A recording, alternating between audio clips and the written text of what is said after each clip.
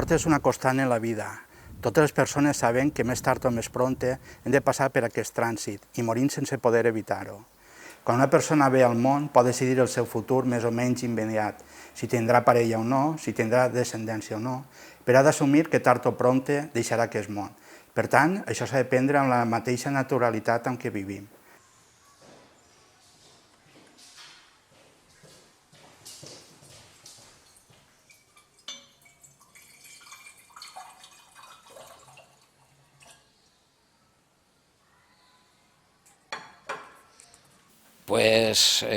Després de molts dubtes, al final em vaig decidir fer farmàcia més que res per tradició, ja que ma mare era farmacèutica i ja exercia la professió prou anys ja en Banyeres. Després jo vaig ser farmacèutic, li van comprar la farmàcia, don José Luna, i entonces estaven les dues farmàcies, la de ma mare en un costat, jo estava en la plaça. Pues eso es María Santíssima, sí, sí. És que jo no me recordo de moltes coses, però sí, quasi no n'hi havia ni metges. Tot això, però antes es casàvem i de sexo no sabíem res de res, ni mucho menos. Això d'en casa parlar de sexo, això era un pecat, però que ni pensar-ho, ni en escola, ni en ningú puesto de res de res. Ja vos dic, però si em vaig casar i no sabia res de res. Vaig a començar, el primer que vaig fer anàlisis en Banyeres va ser jo. I entonces estaven contents els metges perquè només tindre el fonendoscopio per diagnosticar moltes era molt difícil. I mon pare conduïa els comptes de la farmàcia d'Ernesto Pérez, entonces em van contratar. El que sí que me recorda que jo feia molts anàlisis per veure la fertilitat i la infertilitat. Quan feia anàlisis, jo li ajudava i després ho arregosto. No, arregosta-ho tot. Quan ell estava comptant allí, tu apunta, perquè així ell no es distraïa comptant. O almenys jo, quan vaig a començar a fer això, ja havia evolucionat un poquetet més. Però també es comptaven. Però és que, clar, els espermatozoides no són les hematies, que són més grans. I entonces era més fàcil el comptar-los i distribuir-los i tot. No preguntàvem res. Ho veiem normal. Tot el que ens passava. Doncs res. Anaven a néixer, no sabia si duies xiquets, si duies xiquetes, si estava bé o si estava mal, doncs no sabíem res. Anàvem a l'aventura. Quan hi ha les ecografies i tot això a través per aparatos ja més sofisticats. El metge i la comadrona dia que portava dos i el metge dia que no. Que això era el reflejo que era impossible. Estava gorda, però que no era possible. I em portava dos. I cada uno va pesar 3 quilos i pico, que van pesar una cosa. Van néixer les bessones i no sabien que n'eren dos. Van tindre una i mai, doncs n'hi ha una altra. Clar, ma tia Odile tenia unes cames així. Res, misèria. Perquè entonces no n'hi havia de res i res. Pobretes, pasien dos rotetes. El metge de cabecera, que era don Domingo, venia, tocava la panxa i deia, està bé, està viu. I ja està. Ni una ecografia, ni fent res. I damunt bessons, Si jo vaig a començar fent els diagnòstics d'embaràs en la rana, que costava comprar les ranes i portar allà i se morien, que era un desastre. O si n'hi havia alguna que estava a punt, o això feia, com està la caixa? I anaven, obrien la caixa i veien si li faltava alguna cosa, perquè allí la caixa duia preparat per si alguna tenia un xiquet. Un paquetet, i allí portava un cordó d'aixòs umbilical, que foren a punxar, i no sé si unes quantes coses. Ens donen un paquetet. I alguna altra cosa que jo no entenia molt, que era, m'imagino que pels parts. Entonces, una que llamava l'atenció era un tubet ple de líquid i que dins n'hi havia un cordellet, que era pel cordó umbilical.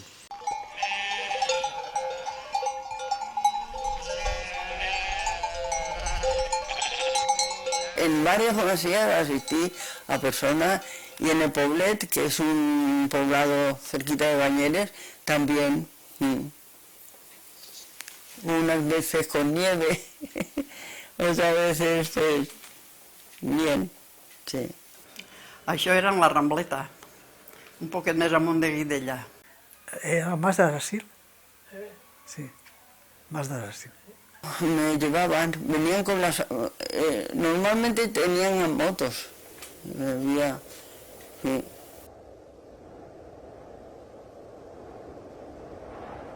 I resulta que l'home pues, se'n anaven al camp i ell es va quedar en casa bé, però de primer li van agarrar dolors i feia, i ara què faig? Perquè estan 2 hores d'ací del poble, i ara què faig? I ara què faig? I al final es va agitar i diu, pues vinga, el que Déu vulga. I diu que estan en dolor, va tenir que tocar la porta i van entrar, perquè entonces deixaven la porta oberta, no com ara que tanquem en clau. I era la cunyada d'ella, i la va assistir. I gràcies a ella estava molt agraïda, perquè en aquestes circumstàncies veure desoles deu de ser molt lleig. Mon pare va néixer, quan l'abuelo se'n va pujar al poble, que eren festes de Sant Jordi, dia Sant Jordi, se'n va pujar al poble a la processó. I l'abuela estava en les últimes. I tenien un pastor que l'ajudava. I ella estava sola en casa. I va tindre que cridar al pastor perquè li ajudara a néixer. I quan l'abuelo va baixar, ja estava mon pare en el món. Que mal ho passarien.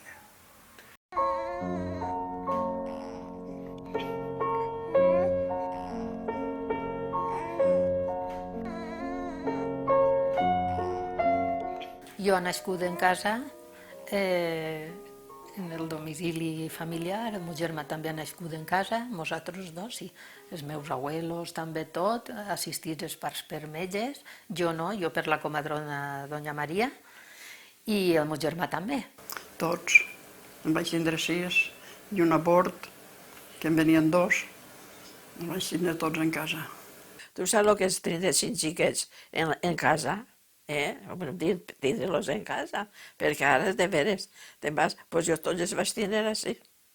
Ma mare, en concret, va estar assistida per un metge i s'assistien en casa i tot normal. Antes no anaves a ninguna clínica ni a ningún puesto. Això crec que és a partir de 70, una cosa així. Hasta entonces, tots els naixements eren en casa.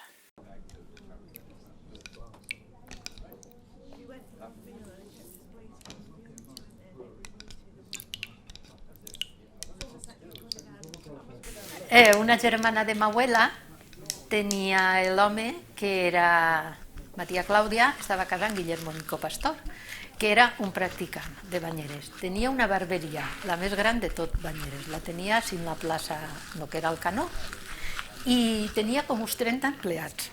Era una barberia, es veu, a tot i plen. I ell tenia permís, tenia un diploma del rei Alfonso XIII, que estava autoritzat per assistir a parts. I no era metge, era practicant.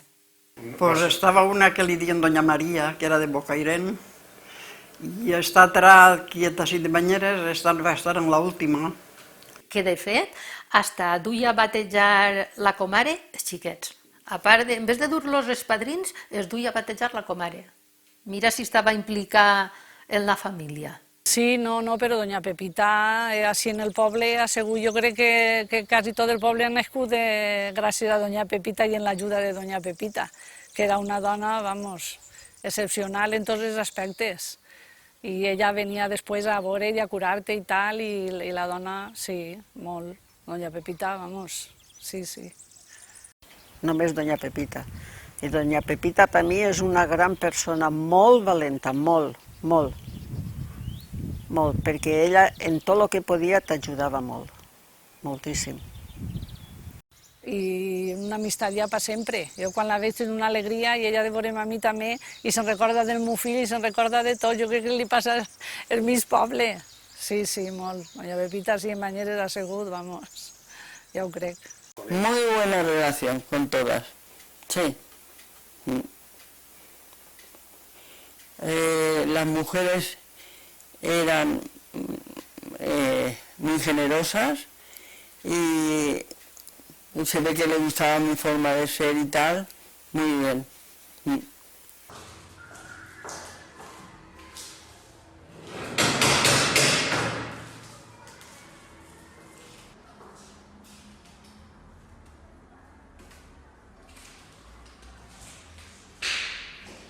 don Jorge, don Manuel y me parece que ellos dos. Después ya acudieron muchos más. Pero entonces cuando doña Ernestina tenía la farmacia, sí, eran esos dos. Estava l'ambulatori en els plàtanos, la placeta dels plàtanos. I quan acabaven l'ambulatori, la majoria de voltes venien allí a la farmàcia, sobretot en hivern, més que en estiu. I allí se sentàvem allí, en el braser i tot, i parlàvem de política, de medicina, de tot el que es presentara. És a dir, que Jorge en això era un poquetet més reaci al vindre, però el que era don Domingo i don Manuel es tenia quasi tots els esperats allí en mi.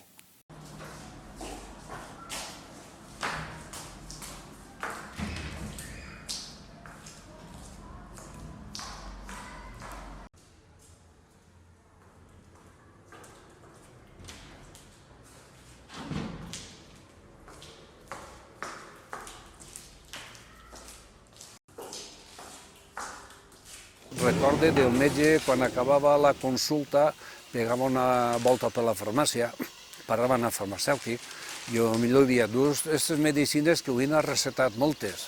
Com ell sabia el que havia recetat, molts antibiòtics d'estos temps, demanen que n'ha recetat prou. I això era la conversa que tenían. Pues allí se reunían, primeramente en casa de doña Ernestina, los médicos se reunían allí. I jo de vez en cuando també. Una relació com ara no crec que hi hagi, de companyerisme, tant sanitaris com a metges com vosaltres. Era don Domingo i doña Pepita. Els parts s'encarregava més don Manuel que ningú. I així com la medicina més en general es dedicava a don Domingo, les coses els parts don Manuel. Y don Jorge, pues entre una cosa y otra. Pues si estaba larga la cosa, pues decía, mira, esto aún no va a nacer. I el dia del part ja el tenien allí això, i ja venien a casa, passaven el dia allí, igual doña Pepita que don Domingo. Venían a llamarme, la reconocía y depende cómo estuviera. Normalmente casi todos eran normales, los partos que asistí. Ja el dic, el meu pare va estar en conjunt en l'altre perquè tenia que ser al mateix temps i comadrona una. Per tot el poble una, doncs també, si es presentava una complicació en un part o en un altre, què fes? Ahí sí que no sé, pero sí que decían que se enterraba la placenta. Que la placenta feien un clot i la colgaven. Això és el que jo sentia dir als meus pares. I tirar en olla, perquè diuen que si la mare tenia set és perquè a la placenta li faltava olla. Pa que es podriera, pa que fermentara y es podriera. Lo sabrían qué hacer con ella, pienso yo, porque otra explicación no tiene.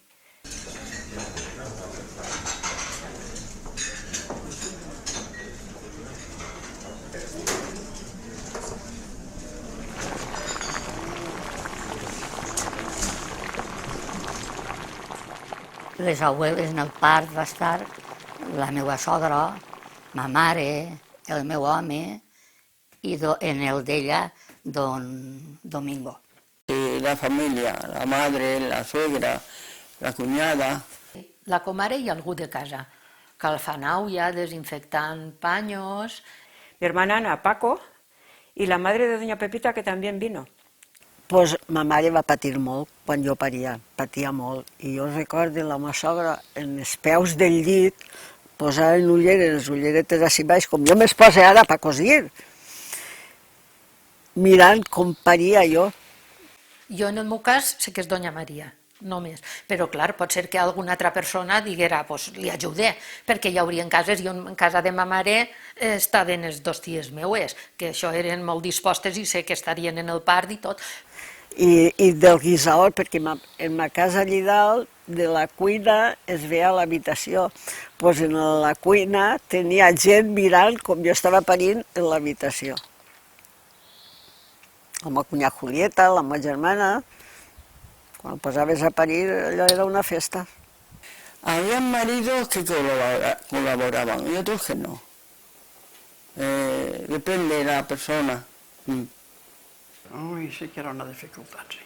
Jo he patit molt en això sentit, perquè al tindre'n tants, pues, no teníem aulla, no teníem desaulla. En aquestes casetes érem baixotetes, baix teular, que així feia un fred que pelava. I en una vaig patir molt. En la meva doula vaig patir molt perquè darrere d'una represa en tenia una altra. En l'aseo teníem un aseo que era un caixó. No lo complicaba porque la gente en Bañeres es muy ordenada y tenían agua, iban a la fuente, que eran unas colas grandísimas para coger agua, y tenían agua en casa, sí. Tot tenia que estar esterilitzat, s'havia de tindre preparat molta aulla, moltes tovalles, era un preparatiu important perquè, clar, de la higiene i de tot això també dependia el bon funcionament del part i de tot. Jo me'n recordo quan van néixer els bessons que una va tindre una xiqueta molt menudiua i entonces no era incubadora, la va tindre en casa, però hi havia una habitació soles per a la xiqueta, com si estigués en una incubadora, i la xiqueta va eixir a flot. Però l'últim fill meu, com ja no podíem carregar més a sogres, pues entonces van dir que nasqueren Banyeres. Que eren Banyeres, i els metges dien un poc de susto.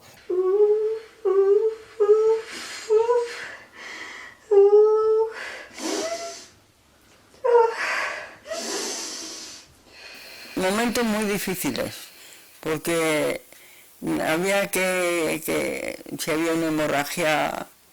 I quan va vindre doña Pepita, diu, ui, esto está muy difícil, esto es muy difícil. Però què passa? L'últim va ser el cabet, el bracet i això. Però quan apleguem el cabet no hi sia. El cabet no hi sia. I va estar 2 hores traient el culet i amagant-lo. 2 hores. Això hi ha que passar-ho, sabeu? Sense res, al viu. Clar, doña Pepita feia, és que no puc ajudar-te de res.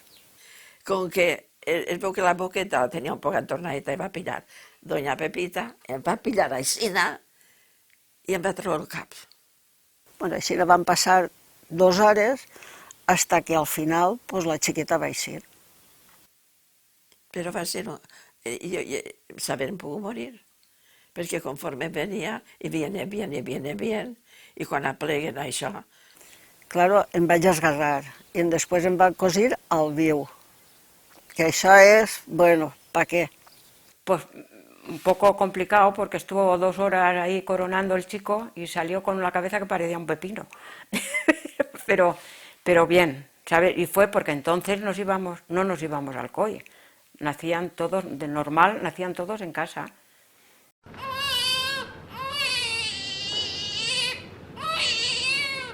No, és que antes també se batejava molt ràpidament. Antes, inclús abans que t'ha contat que la gent naixia en casa, moltes vegades la mare anava al bateig perquè els 2 o 3 dies el portaven a batejar, que antes se batejaven individualment, després ja se va posar, l'any 60 per ahí se va posar els batejos col·lectius cada 15 dies. Sí, enseguida. Els pares, la mare no anava mai. Hi havia una portaora, que era distinta al padrí. Que la meva filla l'altre dia, no sé com, diu, mare, no estàs en cada bateig. Jo dic, pues és que antes no, les mares, quan teníem el xiquet, els padrins ja batejaven, però la mare no anava. Diu, per què? Jo dic, pues perquè hasta que no feia no sé quants dies tenia que anar a la iglesia. O els 3 o 4 dies, saps? Es batejaven molt fort. Quan fora? I a l'hora que fora? No sé, com si la mare tenia que purificar-se o no sé, i entonces després ja podies llegir al carrer, no així ni a fer mandados ni res. No hay marca de puesto, hasta que no pasaba, no sé si eran 8 días o... Como a los 7 días la iglesia decía que había que bautizarlos a los 7 días, yo no sé si sería porque había peligro, como los niños entonces, no habían pediatras, no estaba la cosa como hoy. Però sentia dir que si no estaven batejats no s'enterraven en el cementeri, que s'enterraven fora o no sé, perquè no estaven batejats, com un altre, no?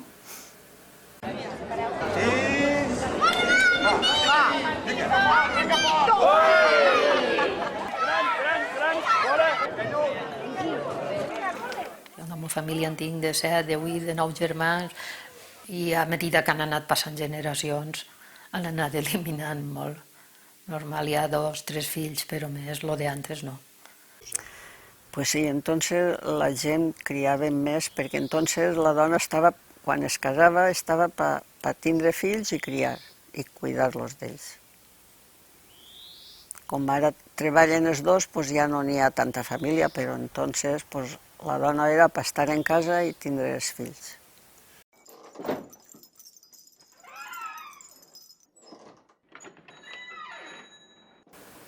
I mon pare i jo li sentia dir a voltes que en Bocaire teníem una germana de llet i sempre que anava a Bocaire a tocar la música anava a veure la germana de llet. En tinc en la família. Sí, jo tinc una tia germana de ma abuela que sa mare li va donar a ma mare el padre Gesualdo. I entonces eren germans de llet. Va tindre un abort i tenia llet i hi havia un xiquet que estava molt malaltet, el duien al coll i el tornaven i ara es morirà i el xiquet no es va morir. Pues perquè no n'hi havia llet i no n'hi havia que menjar. I anaven a dir, pues mira, vine si vols que li doni jo ma mare a la xiqueta i que entre tots la traurem. I ve allí a ca ma abuela, diu, ai Maria Pepa, voleu fer-me un favor? La xiqueta, la meva filla tarda avui, està balaïdeta i és fam, està donant-li a ma mare la meva filla, i ma mare diu, tu que l'han xiquita, se la va posar. Bueno, pues això es va quedar pel recuerdo. Si uno estaba criando, le daba de mamar a otro niño que su madre no tenía leche o por las circunstancias que fuesen. Era germà de llet i se va morir així, no fa molt. I que perdura en el temps. Jo 5 banyeres conec, Remigio que va morir, Remigio i Pràxedes són germans de llet i s'han estimat com a germans. És un víncul que no són germans, però es senten germans. Pues se'n recordava tota la vida. Tota la vida s'ha recordat. És que és de veres, és que tenim en el món d'apego, la veritat.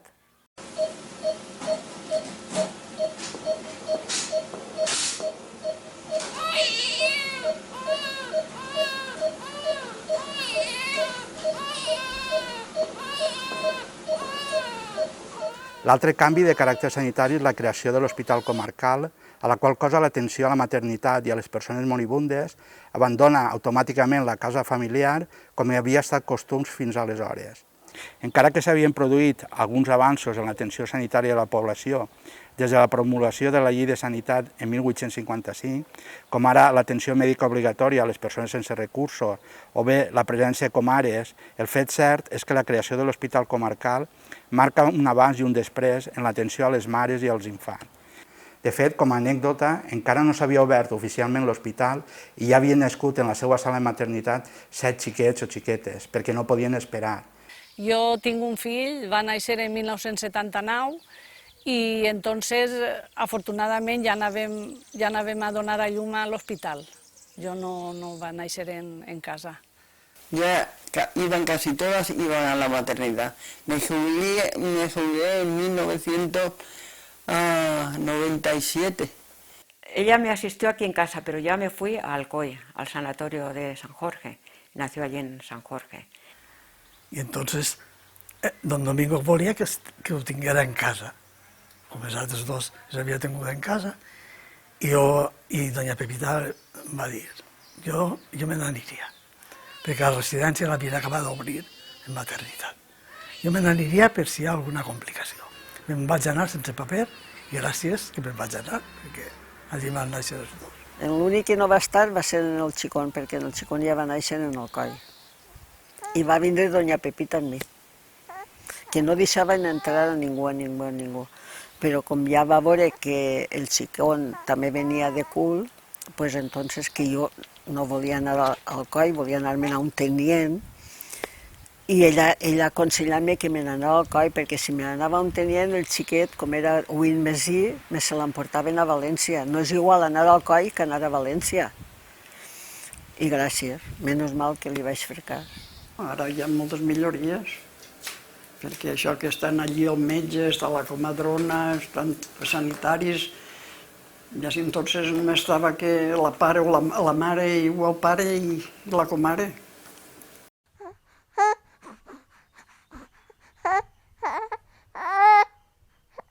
En el posparto, pues normalmente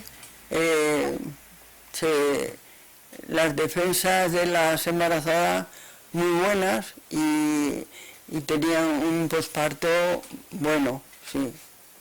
Clar, no tenies estalgitat, però així no massa no, perquè com estava la faena i no n'hi havia més de 4 coses i tenien que tindre la família en casa. Vinga, que me la peseu, té un mes.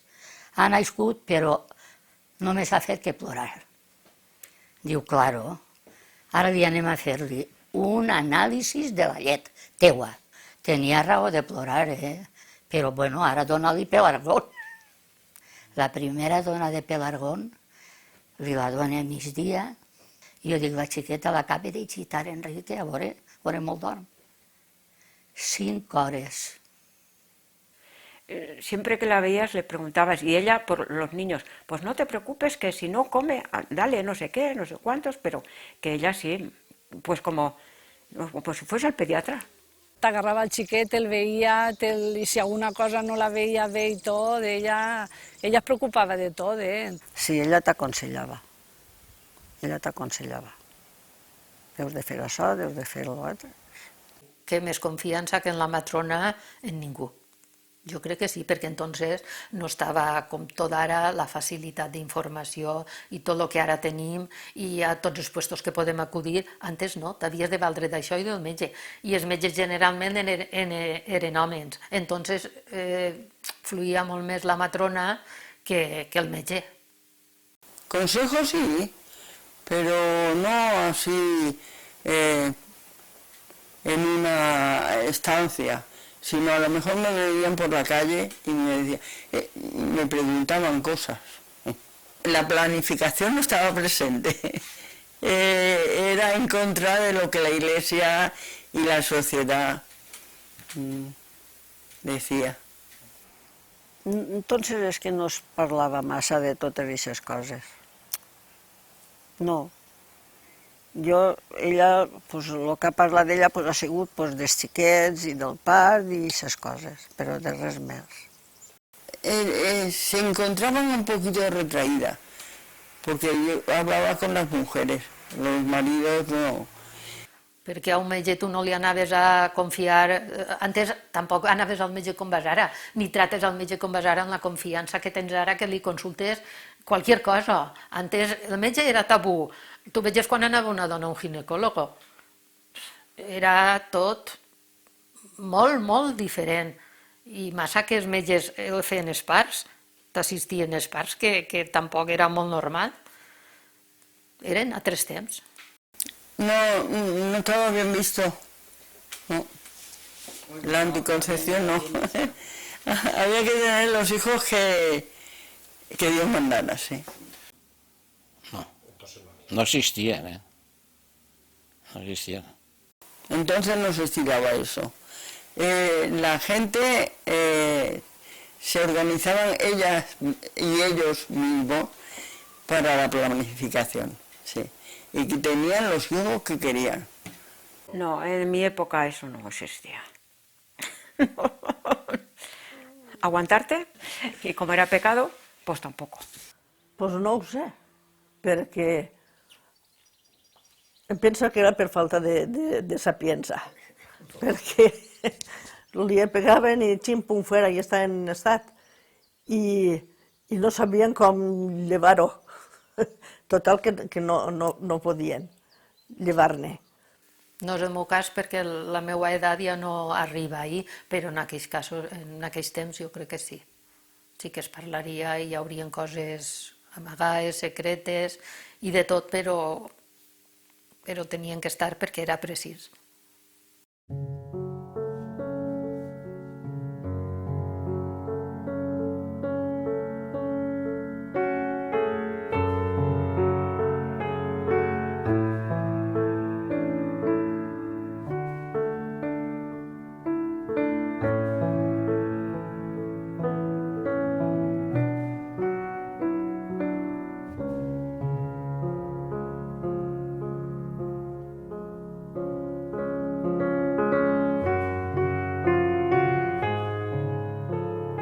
Fa anys la societat sabia que la línia entre la vida i la mort era molt fina. A principis del segle XX l'esperança de vida apenas superava els 35 anys. A més, la mortalitat entre els infants i les dones que parien era molt alta, a la qual cosa els rituals de vida i mort moltes voltes anaven lligats. En pocs dies un mateix podia donar pas a un funeral pel mateix albadet. No obstant això, els rituals de vida i mort tradicionals van canviar amb innovacions tant en l'àmbit litúrgic com en el sanitari. Totes elles s'emmarquen cronològicament en els inicis de la dècada de 1970.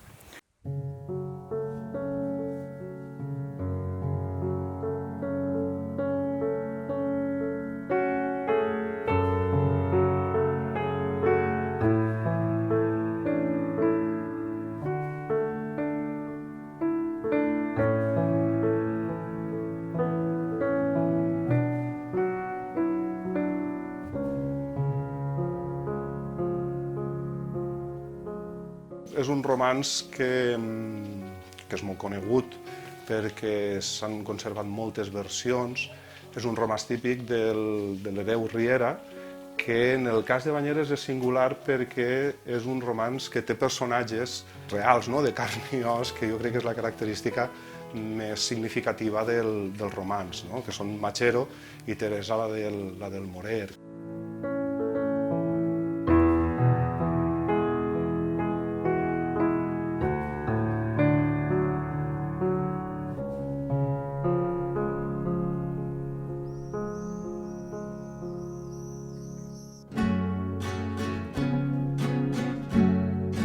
Si vas a les danses no tingues que ballar. Si vas a les danses no tingues que ballar, que a la teua nòvia van a combregar, que a la teua nòvia van a combregar. Pilla la bengala i el sombrero en mà, pilla la bengala i el sombrero en mà, dispensen, senyores, que no puc ballar, que a la meua nòvia van a combregar. A l'eixir del poble es veu al combregant, i a l'eixir del poble es veu al combregant, s'arrima a la vorera i el deixa passar, i en casa Teresa ell se'l veu entrar. Ací vinc, Teresa, per a veure com va, ací vinc, Teresa, per a veure com va, per a tu vam a fer-ho i per a mi molt mal, per a tu vam a fer-ho i per a mi molt mal.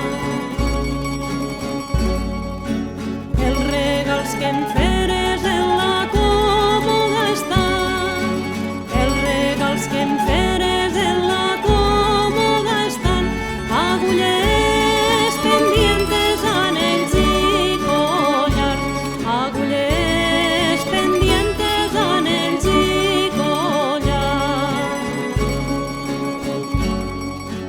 Tens la meua germana per poder-te casar, tens la meua germana per poder-te casar, jo a tu el vull, Teresa, i l'amor amb tu està, jo a tu el vull, Teresa, i l'amor amb tu està. Fins al cementeri ell la va acompanyar, fins al cementeri ell la va acompanyar, i en deixar-la en terra ell la va besar, grapadets de terra ell li va tirar. Machero i Teresa, ma abuela me la cantava. I era una cançó que es va mantindre viva, en la meva opinió, perquè es cantava a les fàbriques. La cançó parla no, explica moltíssimes coses del tema de tot això. és que parla, és que va dient-te. I les coples al·lusives al tema, això és un romanç, el que tu estàs dient és un romanç. Que tant ell com ella eren la parella de nòvios típica o modelo, conforme vulguin dir-li, i la van acoplar a ella. Però és molt fort, no? Que ella estiga ballant les danses i Teresa estiga morint-se, no? M'abuela dia Machero i Teresa també. Això és un poc leyenda, no? Perquè el novio estaria interessat, seria sabedor. Però sí, era el ritual d'anar-los a combregar. És curiós perquè apareixen dues de les definicions del combregar. Un és com a acció, que era, podia ser bé o donar-li l'última hòstia consagrada a un moribund, a un malalt que estava a punt de morir-se, o bé rebre-la. I després, en la segona part, també és curiós perquè el combregar també era el viàtic i tota la comitiva que acompanyava el viàtic, que en definitiva és el sagrament de l'Eucaristia, no? Aleshores, quan una persona estava malalta, però in extremis, quan tenia uns sacraments, pues solia anar el retor a combregar.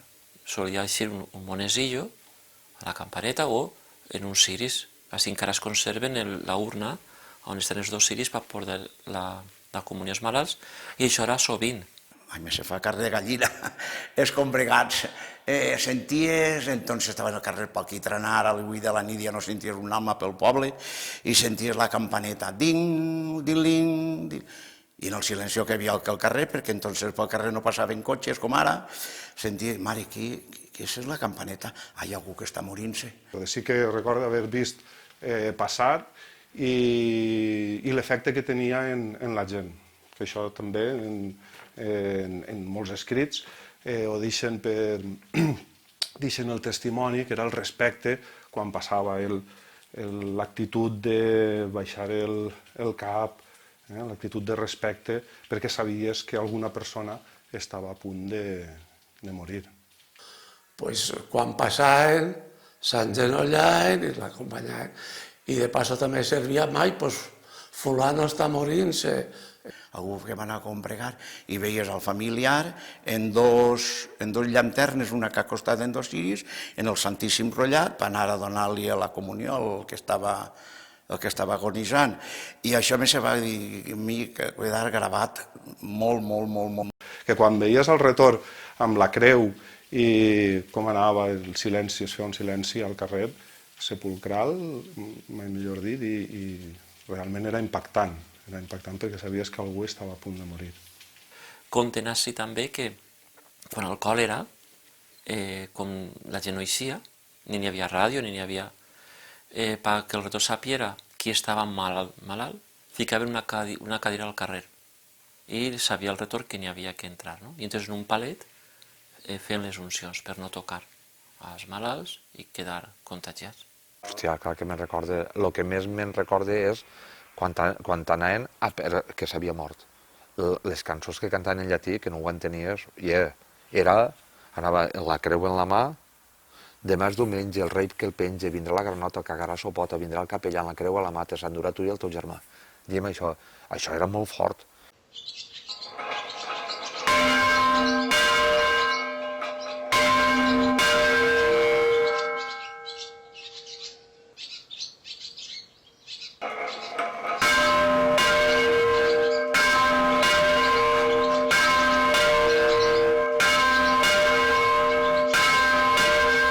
Campaneta, la xicoteta, din, din, din, y algún albadet. Entonces morían muchos niños, y por aquel tiempo, la mortalidad infantil. Perquè diu que se'n morien el que no està escrit. Jo no sé, els albadets, no sé, doncs, home, no vull dir-te la quantitat, però molts albadets. Veu que va haver una època que es morien molts xiquets, entonces faltaven molts xiquets perquè la medicina no estava com està avui en dia, perquè ara no sé, pràcticament no sé dir que es mor qualque de xiquet. Posaven un ciri a la porta, perquè en aquell entonces diu no n'hi havia llum encara, que estarem parlant de la llum que vindria pues, en els 10 o abans d'això, pues, ella et dia que quan no n'hi havia llum posaven un ciri fins a la casa de l'Albaet. Molt, moltíssim, moltíssim. Jo me'n recordo de Verdú d'Albadet i no me'n recordo d'aquí. Sí que se'n morien molts. Jo me'n recordo d'uno que vaig anar, que volia dur-lo jo de l'ansa. I el vam ser, encara sé on el van enterrar en terra. Que anaven les xiquetes a portar-lo al badet, no sé què diuen elles. Es veu que es cridaven també per agarrar la xiquet, el bebè que s'havia mort, a portar-lo al cementeri, quan el portaren. I portaven unes ancetes, com si era un picaport de la porta, agarraves la mà i un altre de l'amunt. I al dia els portàvem a la iglesia agarrats en 4 persones, un a cada costat, i els portàvem a la iglesia. I en el cementeri el destapaven i el besaven, el que volia besar-lo, i l'enterraven. La caixa no és que la desmuntaven, no, és que el tirarien a terra el xiquet, el soterrarien i la caixa era per un altre xiquet. Em feia impressió besar els morts, perquè es va morir una germaneta meua i és que m'acatxava a besar-la i no podia, com si m'estiraren de darrere. Jo recorde, és el bas que ha fet, ha sigut el més lleig que he fet jo en la meva vida. Era algo molt fort que no era normal, entonces li s'havia de fer un enterro diferent. Un altre món, és que canvia completament. De hecho, mon pare en el taller feien ataüts i diu que de tot, i mon pare, com tenia que anar a prendre la medida al xiquet, es feia malalt l'home i va dir, pare, acabem això. Perquè tot el ser humà, la mort no ens ha sigut mai indiferent, no? En un xiquet és complicat. I pues, clar, quan se moria un xiquet o una xiqueta pues, era un poc llamatiu, però bueno, es forma part de la vida.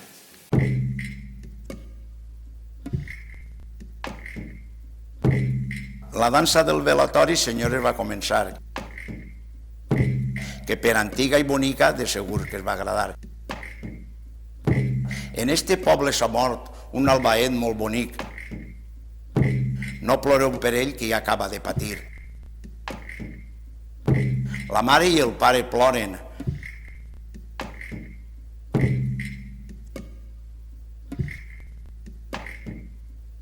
No ploreu per el xiquet, que se n'ha pujat al cel i s'ha tornat àngelquet. Com a mínim, amb la informació que jo tinc, els balls de velatoris es produïen amb normalitat i venen de ritus molt ancestrals. Jo tenia un hort florit, ple de clavells i açucenes, de roses i de jasmil, que en llevaven els dols i les penes. Això és una passada. Ara només puc plorar llàgrimes de melangia, que un mal vent es va emportar el clavell que més volia. Espectacular. I clar que és un gènere, jo crec que sí. Ha arribat ja a consolidar-se. Fins i tot penseu que moltes voltes els infants quan morien se'ls enterrava al llindar de la porta. S'entenia que eren persones que no havien arribat al seu ús de raó i que per tant tenien una espècie de condició angèlica, podríem dir, no? Per tant, els volien tindre prop un poc com a l'esperit protector. Clar, això ve d'un folklore molt profund. I inclús el velatori durava 3 i 4 dies. I quan allò ja anava això, entonces és quan anava el retorn per donar-li cristiana sepultura, però no el soterraven al cementeri, perquè estava moro, que diuen, no? Moros i cristians. Estava moro i el posaven al limbo, o el que diu Màrila de Tarsi, que soterraven darrere de la porta de casa perquè diu que creien que l'ànima del xiquet no se n'anava mai de casa. Però, per exemple, los angelitos, els albats, en Sud-amèrica, com a mínim a Argentina i a Venezuela crec que també tinc alguna notícia, parlo de memòria, però a Argentina sobretot allí sí que són los velatorios i los angelitos. És a dir, que és una pràctica que es realitzava sí, però que també es va exportar a Amèrica com moltíssimes altres pràctiques festives, com els moros i cristians. I així son pare i sa mare del xiquet i en un cabàs en cacau i tramús. I algun glob de mistela o vi o el que fora, i allí tota la nit, això. Normalment totes les coples al·lusives a l'albat. I la tia Leonor feia, i s'arreglava algun casament. Dir, a veure, els bisbes sempre han estat prohibint. Què tenim que fer? Així, manar era dir no. Però no en els albats, fins al corpus. Sobretot els bisbes en determinades diòcesis en què es realitzaven aquestes pràctiques, que van arribar fins a un temps relativament proper, no? Clar, veien que no comulgaven amb les directrius religioses catòliques i, per tant, van fer prohibicions. La Iglesia ha tingut molt de coneixement. Durant 1000 anys que existeix, han anat acoplant. Però, clar, això xocava, evidentment, amb les percepcions que podien tindre l'alta jerarquia eclesiàstica, més que fins i tot les capes baixes, els retorns del poble, que al final, això passa amb moltes prohibicions festives. Pues és que haver un bisbe que ve un poquet més docte que altre i és més estricte. El bisbe d'Oriola va prohibir que se hicieran los velatorios porque al día siguiente los labradores no se levantaban dic i tu te'l pot alçaries, m'ho ha fotut. Pues això era la prohibició. Quin mal feien? Jo crec que no feien cap de mal. Però jo pense que el retor que vivia allà en el poble, que vivia en una comunitat, clar, formava part d'aquella comunitat i havia d'estar tots els dies amb aquella comunitat. Jo crec que era quasi que una vàlvula d'escape de dir el xiquet s'ha anat al cel, s'ha tornat angelet, no? Perquè eren àngels. Era un xiquet al cel. És a dir, quan tocava el símbolet, que era la campana més xicoteta, i tocava cel, cel. Quan tocava cel, cel, que és el mateix que el bateig. Es produïen en un context molt ruralitzat també, en què la població estava molt disseminada pels masos. Aleshores, els moments per trobar-se quan la població estava disseminada eren la mort de persones, el naixement de persones o casaments o els moments del cicle vital de les persones. I la mort també formava part d'aquest cicle vital. Aleshores, eren moments en què s'aprofitava per fer festa o fins i tot per el trobament entre persones i per a conèixer altres persones per a poder fins i tot fer parella. I encara que puga a nosaltres, des del nostre punt de vista del segle XXI, ens puga semblar paradoxal, ens puga semblar xocant, per a la mentalitat de 2 segles abans o 3 segles abans es vivia amb una naturalitat molt diferent a la que nosaltres, a un punt de vista, al que nosaltres podem veure.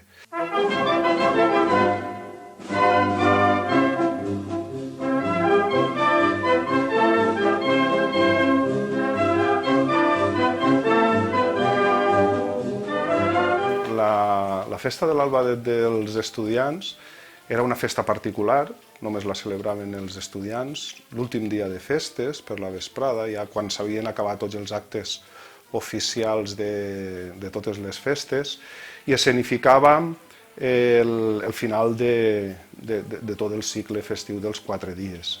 I era un xicotet taüt que dins portava un nino.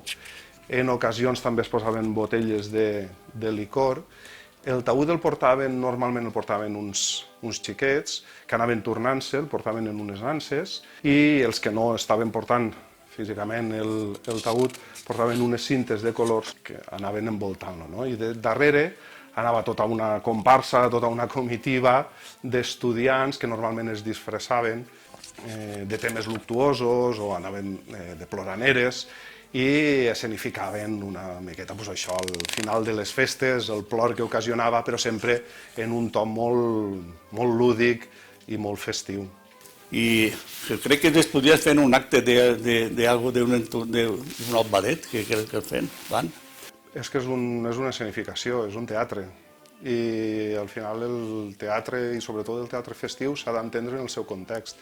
I té sentit en aquest context. Si tu el treus de context, perd absolutament tot el sentit. En cap moment és una representació directa de la mort d'un xiquet, sinó tot el contrari.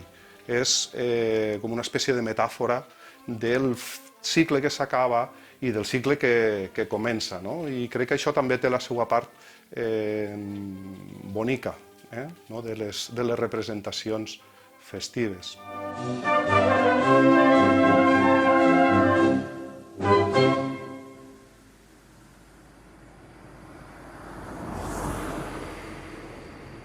Hi havia un trosset, com una habitació, que llamava l'atenció sempre, perquè diuen, i aquest trosset ahí que serà, pa trastos?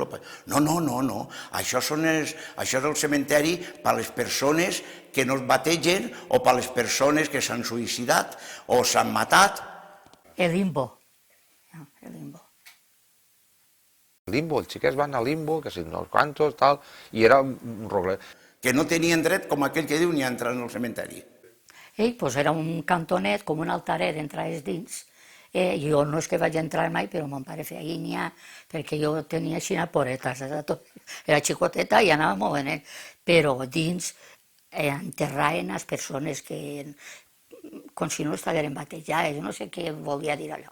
El cantó que fa mateixa que hi ha cap al cementeri, que tibres cap al poliesportiu, que ara n'hi ha allà uns pis plantats, estava apegat al cementeri. Era, considerem, una habitació. Que es convertirà en un lloc físic, clar, perquè els conceptes abstractes són difícils d'entendre, però en canvi, si tu li poses cara i ulls a les coses, o les ànimes en general, és molt abstracte, però un ciri et fa recordar el que és una cosa física, no? I fas la transposició. Al final són tot jocs de metàfores, no? Allò és el que significa o que al final són el llenguatge dels símbols.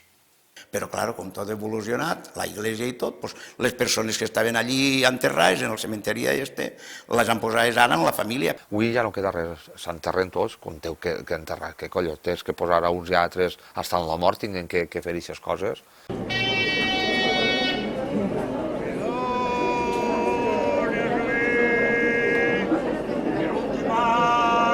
Bueno, entonces hi havia una persona, primer era l'alguacil del poble, i després va ser la seva dona la que per tots els carrers, a veu un poc xillant, perquè la gent s'enterara, pregonaven a la persona que s'havia mort. Normalment se pregonava per l'apodo, el nom i per l'apodo, que era com tot el nom que coneixia, i dient l'hora que era l'enterro. Con una cornetica tocava primero. Igual que hi havia dones que avisaven qui s'ha mort, i l'avisava i anava casa per casa, porta per porta, dient s'ha mort fulanito de tal. Manuel bañó Estenaga, pues de los entierros, de los muertos, que luego lo cogió mi madre, porque cobraba 5.000 pesetas en aquellos tiempos, era mucho, ¿no? Y ahora también. Y cobraba esa cantidad para avisar por cada esquina o por cada casa, decía, se ha muerto tal persona, a tal hora los rosarios, a tal hora los entierros, porque no había tanatorio, ahora sí, pero antes no había nada. Y se enteraban por Madalena, le decían Madalena, mi madre se llamaba Madalena igual que yo. Madalena, ¿quién se ha muerto? Pues se lo decía ella por palabra, porque con la corneta la cogía para hacerla eso. Després això se va perdre, claro.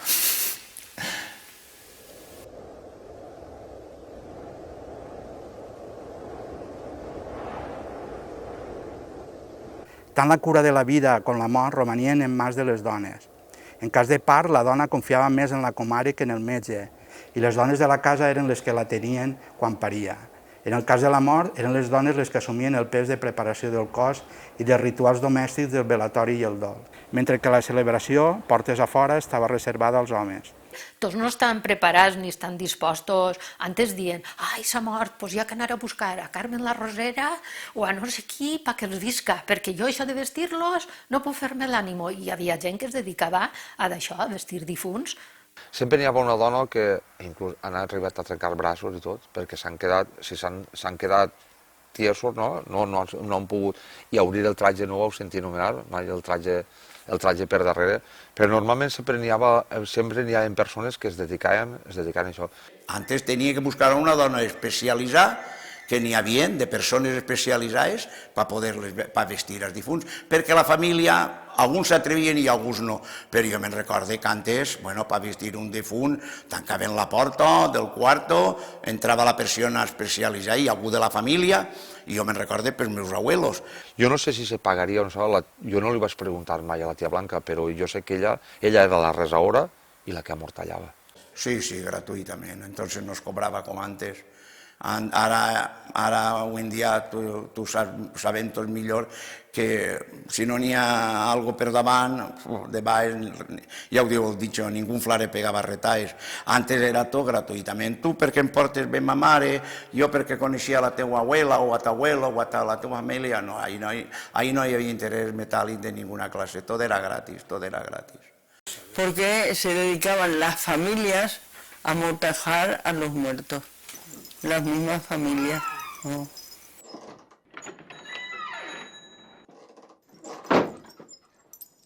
Molt íntim, sí. I ja vam anar a amortallar-la en la bata més que la dona tenia, de mudar. El meu cunyat també el vam amortallar entre tots, i el meu germà també el vam amortallar jo i la meva germana. Que havia de tenir els collons ben posats, no cregues tu. I normalment eren dones. Els homes no tenien prou collons per fer això, les dones sí. Això és fort, Es va morir i també a ma mare. Quiqueta, a veure què li posem a la dona. La roba de ma mare que tenia, anaven i la posaven. I li diu a ma abuela, mare, me'n vaig a casa del tio Ramon Suárez que s'ha mort. Jo, mare, jo me'n vaig amb tu, xico, que no, que això. I saps què me'n recorda? Pugem dalt a casa i el tio Ramon estava amortallat en terra. El piso era terrer, que això ho dius i la gent no s'ho creu. El piso de terra, i estaven amant en terra. Tenia, és que com si estiguera mirant-lo, el cap lligat en un mocador perquè es quedaven a la boca oberta d'això. Entonces ja el vestien, el posaven ben arreglat, l'afaitaven, així al cap es posaven molts un mocador perquè tancaren la boca, claro. I si no, així entre la barba i el coll es posaven un got, només perquè aquesta forma entonces tancava la boca i entonces no la podien obrir. I ja el digui les mans, en el seu rosari, sí. Així al cementeri veies trobar moltes llimes dels fusters i preguntaven si era alguna... I és que quan la gent s'inflava hi havia una costum en els pobres de ficar-li una llima perquè no s'inflara, una llima de fuster, no una llima de... I per això ixen les llimes, no és per altra cosa. La gent un poc supersticiosa, però li fiques això i segur que... Ara, clar, ara te'l deixen, ara vas a veure un difunt i te'l deixen maquillat, arreglat, no li posen pestanyes postisses, no sé per què, però te'l deixen impeto i dius, no sé si està rient-se el difunt o està dormint la siesta o no sé. Antes... És que la funerària, si no la coneixes, és molt coneguda. No fa molt sacrificar. Jo, el dia d'any nou, m'agitada en el llit, ja tengo que alçar-me a fer un enterro. El dia de Nadal, jo tengo que deixar-me el dinari tots en taula per anar-ne a fer un enterro. El dia Nochebuena, sonar-te el telèfon quan anaves a sopar i alçar-te a fer un enterro. Entonces això ni està pagat ni té preu. Això és més vocacional que faena.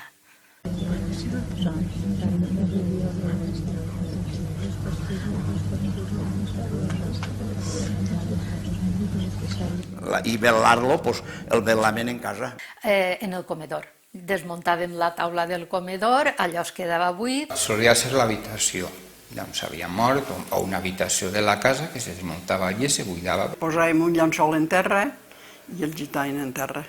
Per què es posaven en el piso? Perquè es conservara el cadàver millor, perquè no n'hi havia aire acondicionat, no n'hi havia res, i si era l'estiu i feia molta calor, doncs el difunt s'inflava. Se solia posar una taula en un altar i se posava algun sant. En un mantel molt bonico, bordat, entonces penso que en totes les cases el tenien. Li van posar, que ma abuela ja ho tenien d'antiu, un mantel blanc en una tovalla d'aixes. Els ho donaven ja en el dot, la meva dona que ho té de sa mare, els ho donaven en el dot ja, pel dia que es morguera el familiar, posar-li el seu tapet en la puntilla. Claro, normalment entonces en les cases n'hi havia sants, pues es posava algun sant al costat d'ell. Posaven, si tenien un cor de Jesús, tenien una milagrosa, tenien Sant Jordi, qui tinguera, cada un posava el sant que tenia devoció. Es posava la imatge de Santa Llúcia i els 4 candelabros i s'encenien els ciris. Encara es conserven en la cofradia els cirials pa ciris, es mantenen els ciris per si alguna persona vol encendre ciris. O sigui que cada soci tenia dret, en el moment de la seva mort, a 4 ciris i la imatge de Santa Llúcia que anava a casa del difunt. Tota la gent que tenien, que s'enterava, que tenien la missa, tots a casa del difunt, claro. Ahí alrededor es posaven cadires perquè n'hi havia gent i s'assentava i estava allí un rato en la família acompanyant-los el dol. I tota la gent a anar obrint portes i a anar entrant, a donar-te el pèsame i tot. Com no tenies prou cadires en casa, tenies que anar al veïnat. Em deixeu 2 o 3 cadires, sí, totes les que vulguis, per estar allí velant-lo tota la nit al difunt. La majoria van a tanatoris, és molt poca gent la que avui en dia ho fa en casa, però sempre hi ha excepcions, o perquè tenen lloc, o perquè la família vol fer-ho, alguna excepció en cas continua fent.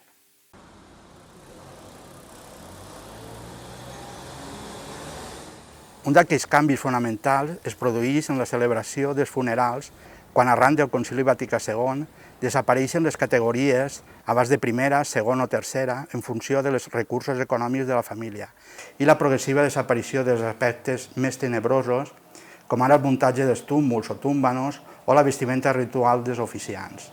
No n'hi havia corones de flors com ara. Si hi havia alguna corona, sempre dius, ui, doncs portau una corona o 2 naturals, d'on els hauran portat? Doncs hauran portat de fora.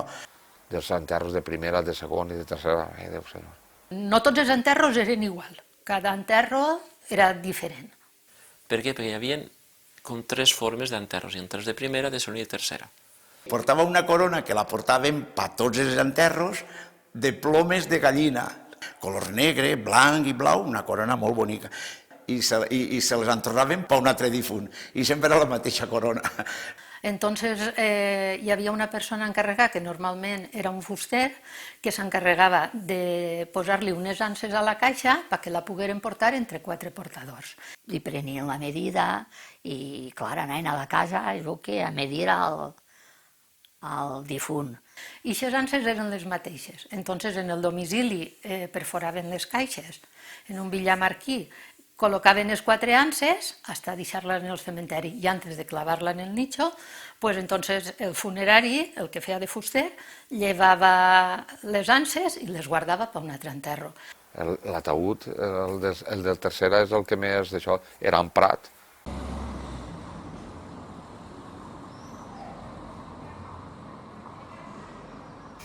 És que abaixava el retorn en la creu a la casa per al difunt. Primer el retor i els monesillos, després el féretro i després els més arrimats de la família, pares, fills, nets i després ja cosins i tota la comitiva fins al final, amics, gent, veïns, coneguts, però eren des dels més arrimats fins darrere. Es posaven en 2 files els homes darrere de la creu i dels 2 candelabros, després anava el difunt, després la família i les dones, perquè abans les dones i els homes estaven molt separats per tot. Una temporada sí que va haver una secció d'homes per un costat i dones per un altre, però després ja es va fusionar tot.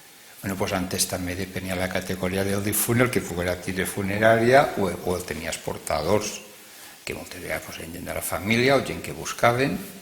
Vos pague perquè dugueu la caixa, perquè antes les caixes es duien penjant, no a hombros com es duen ara. Entonces pagaves a les persones perquè el dugueren el féretro fins al cementeri perquè no tenies qui te'l duguera. Jo recordo que ho vaig veure quan cantava Pepito el Seguet, que ell va estar present en banyeres, se feia, em recordo que era un element més de la comitiva fúnebre, perquè em recordo de portar-lo moltíssimes vegades, portava un monesliu agarrat per al carrer per anar a casa del difunt i tornar. I en tot el camí ell resava salmos.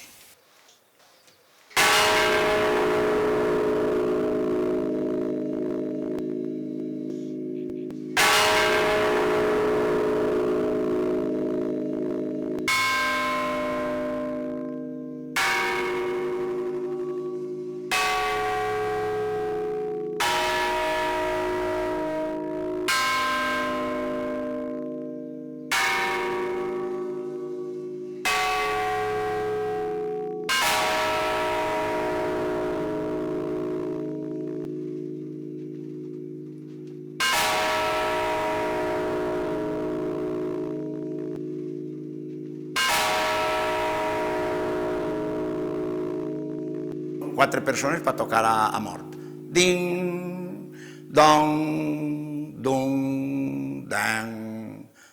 No és com ara que apretes botons i va tot elèctric, està tot més mecanitzat. Antes no, antes muntaves dalt al campanar on estan les campanes a tocar. Jo he muntat a la munt de voltes, igual que a voltejar, moltes. Els tocs eren haver en el batall, perquè martells que toquen així com ara no n'hi havia, era el batall, acordo, i després a mig vol. Això no, sempre això s'ha quedat així per retorns, no, això era per tots. Si era l'enterro de primera. Si l'enterro de segona era en el martellet, en el batall, i de tercera ja era capa i creu. Això era el més senzill del món, no? Així se feien els tocs, se feia així el primer i el segon, i quan arribava el féretro ja se feia el tercer. Que la missa és a les 8, però el tercer toc era a l'hora de fer la missa, o entonces era quan llevan a ser la iglesia, que clar, depenent de l'oyuno, però que estigui el difunt, pues se tardava més o menys. A part dels tocs, es donava una senyal com per fer entendre que estava transcorrint un enterro. Normalment es feia a les 12 del migdia, es feia igual que es farà un toc, que és peculiar, se fan 2 o 3 tocs, depèn si és home o dona, 2 si és dona i 3 si és home, en totes les campanes a la vegada. Després se feia uns tocs que consistia en totes les campanes anaven tocant correlativament des de la més menor a la més gran, i això se feia 20 o 30 vegades, comptaves i més o menys un ratet, i això se feia. I després tornaves a fer els 2 o 3 repics en totes les campanes, 2 vegades o 3, depèn si fos home o dona.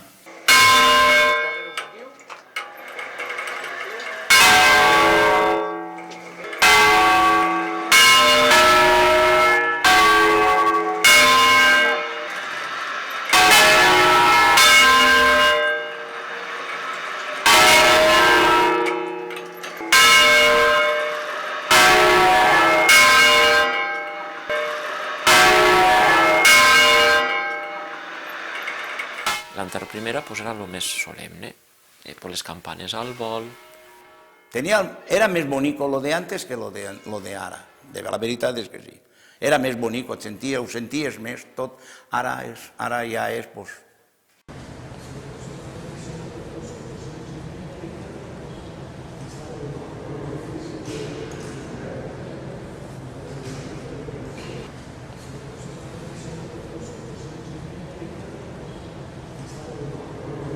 Però entonces era molt estricte. Els homes i les dones, cada un a un costat, dret a l'esquerra, això. Les dones que jo recordo, les dones anàvem a l'esquerra i els homes a la dreta.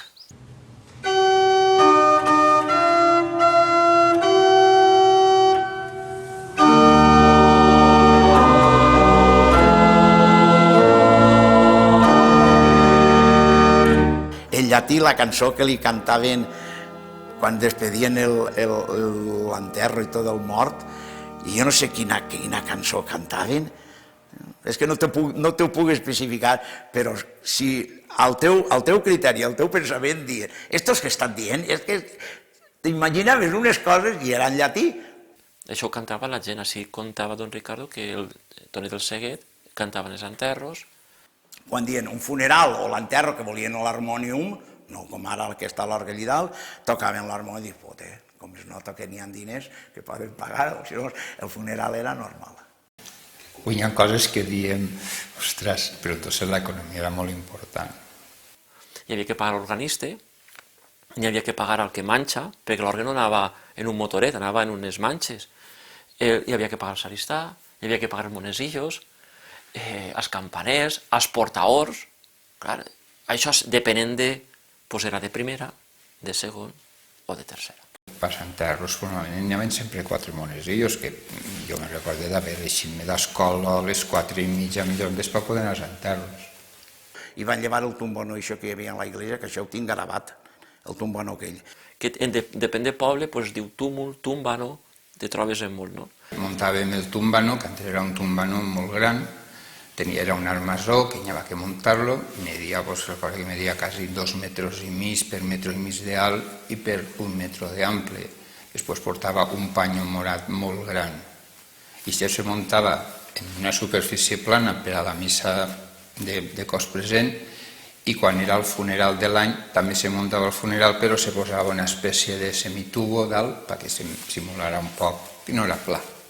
Fiquen els ciris i representa el difunt, però allí només hi ha una tela que tapa una taula, no n'hi ha res més, no?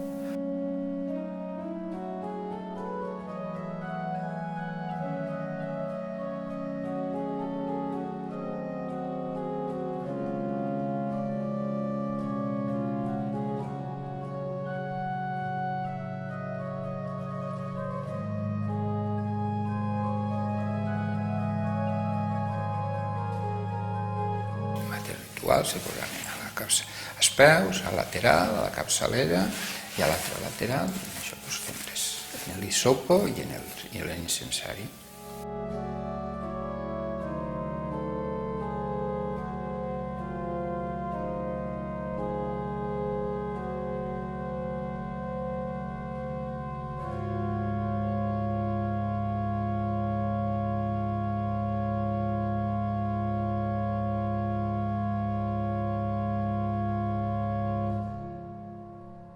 Bueno, pues no era en el cel que descanse. I anava passant la gent en el cel que descanse, en el cel que descanse. En el cel que descanse, en el cel que descanse, en el cel que descanse. Si tenien molta confiança, s'abraçaven. No abraçar i tot això no n'hi havia, en el cel que descanse. I antes se donaven, mentre se donava el pèsame. Quan la gent donava el pèsame, se donaven els recordatoris en l'església. Els recordatoris eren fonamentals en l'època d'antes perquè el familiar que no venia sempre volia un recordatori per tindre un recuerdo d'aquest familiar difunt. Era un llibret tamany quartilla doblat que en la part frontal portava un sant, una creu. A part, la gent de comerç necessitava participar als proveïdors, a les amistats, com havia sigut el falleciment d'una persona, perquè antes tot això es tenia molt en compte el donar el pèsam, el reconèixer que t'havia faltat un difunt.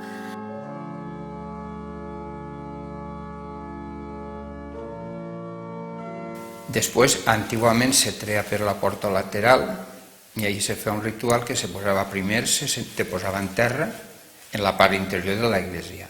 Se feia un responso, se treia fora, se deixava altra volta en terra i se feia un altre responso. I d'allí ja...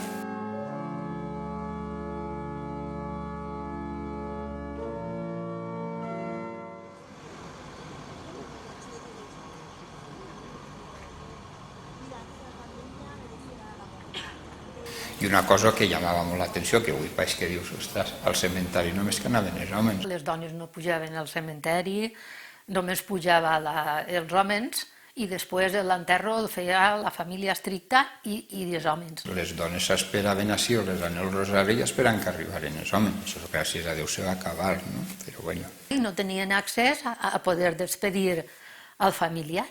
Era una costum que existia i durant molts anys, bueno, durant molts anys, els anys 60 fins als anys 70 va perdurar.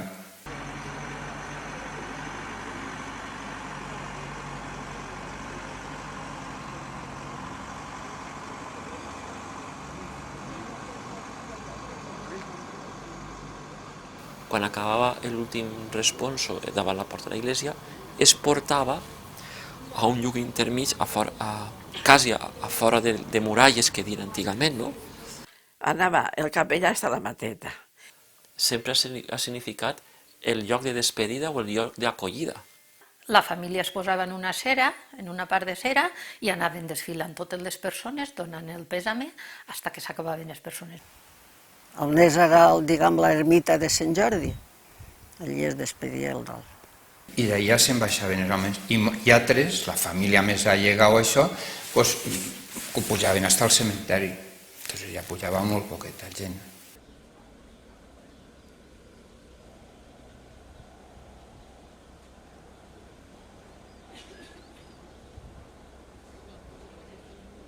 Tinc ja tota la família allí enterrar. L'últim que vaig enterrar, el meu germà. Els meus pares estan en el mateix puesto a l'entrada. Vaig comprar 2 linxos. Uno pel meu home i tinc el meu guardaet per mi.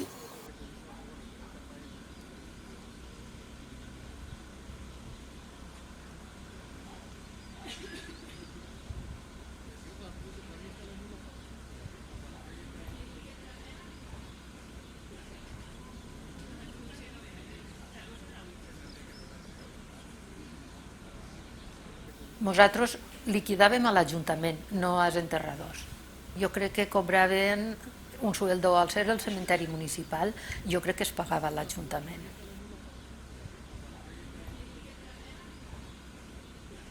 Ahí és on vivia l'home del cementeri. Jo m'imagino que este senyor que vivia allí, que a més cuidava del cementeri, pues m'imagino que seria una persona sueldo, perquè no se le coneixia altre empleo. Ell l'home enterrava, li diuen Miguel, enterrava l'home i claro, estar allí pues, al cuidat de lo que si passava algo, obria, tancava. Jo he conegut a este Miguel Vizcaíno, que és el que vivia en el cementeri, després a un tal Matarrates, després va vindre un ermitanyo que va viure en l'ermita del Sant Crist, que ell es dedicava, estava allí a canvi de fer les funcions d'enterrador. Després hi ha sigut José Martínez i ara Jordi.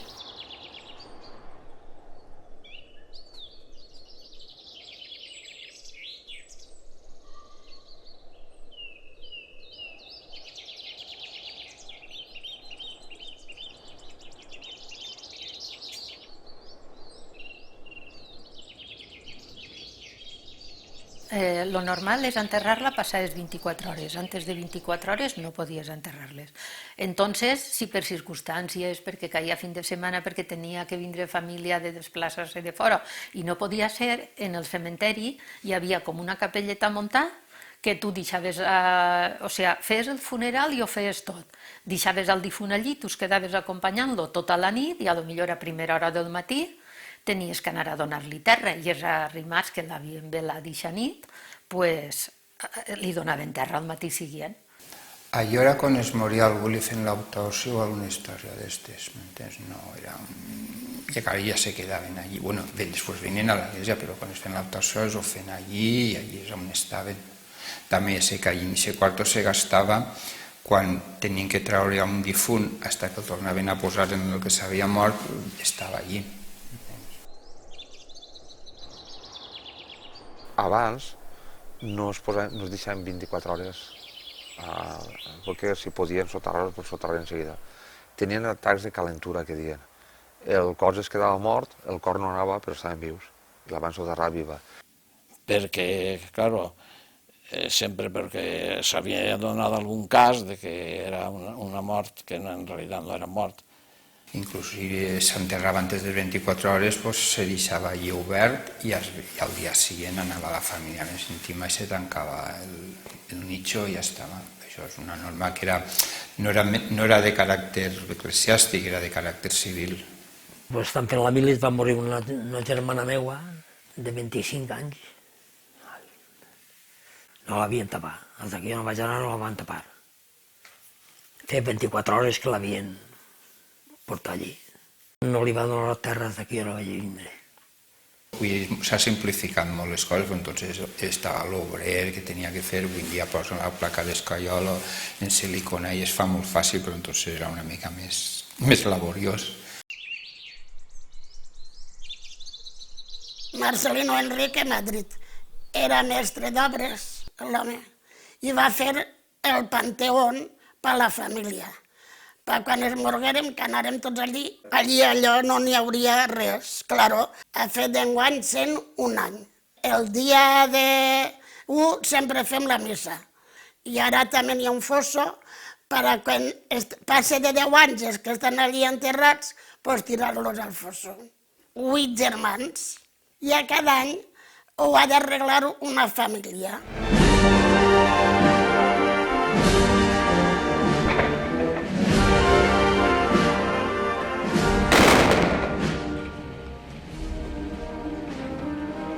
És un acte molt singular, o com a mínim jo no conec actes semblants en altres festes de moros i cristians.